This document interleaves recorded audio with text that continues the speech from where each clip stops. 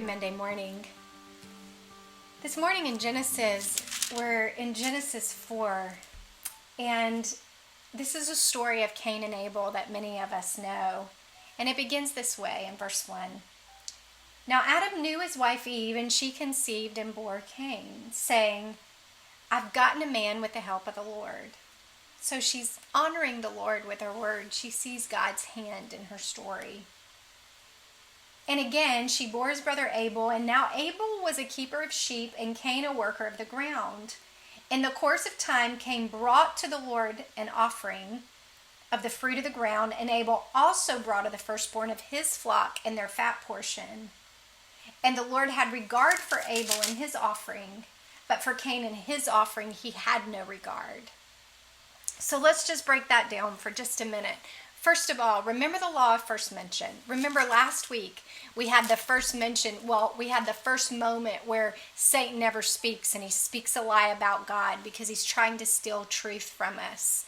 And that's such an important principle as we think of Satan and how he tries to operate in our own stories.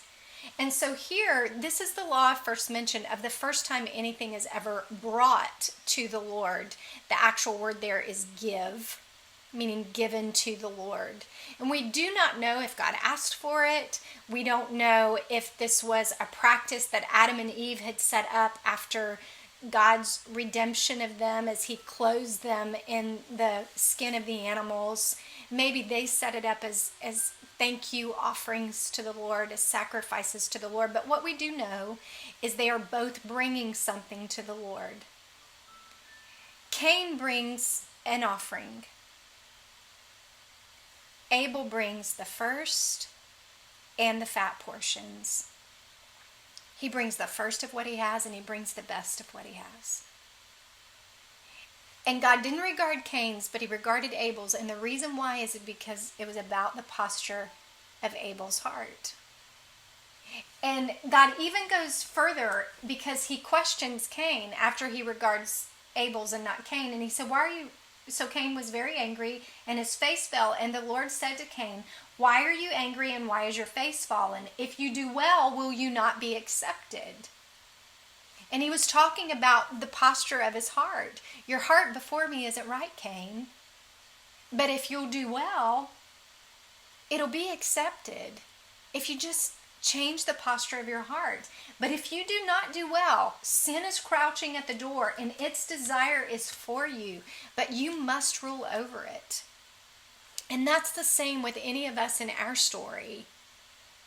Anytime we are resistant to the Lord and what he's asking us to do, sin is crouching at our door. The thief is crouching at our door to steal something from us. And we know not just was something stolen, but it was destroyed because Cain killed Abel. Now, it's also important to remember in this concept of law of first mention, this is the first time giving is ever talked about in the Bible. And the offering that was acceptable was the first fruits and the offerings, the first fruits and the fat portions, which represents to me tithe and offering. And what it speaks to me is giving is about our heart. God does not need our money. He said, even if I was hungry, I wouldn't ask you for food. I own the cattle on 1,000 hills. I've got it covered. When God made Adam, he placed him in the garden. Adam didn't create the garden. Adam got to partner with God in the garden. Just like we don't create resources, God is the giver of every good and perfect gift, James says. And that would include our finances. They are all a gift from God for us to steward, for us to partner with him. So the question is, God, how are you calling me to steward my resources, my financial resources? And God is wanting us to know that I don't want you holding your money like this, because where your treasure is, meaning your wealth in the Greek, there your heart will be also.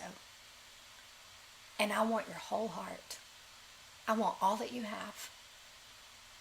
And if you will realize that I'm not beating you with a hammer over your head saying, give me your money. But instead, I am saying to you, I am giving you an invitation to partner with me in your resources so that I can show you what I want to do with your first and with your offerings. Giving is a hard issue. We hear it in Genesis. We know it again today. It's why so often when it's talked about, everything inside of us clenches up.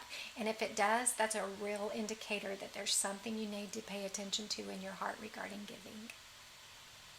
Because our fist should not be clenched around giving.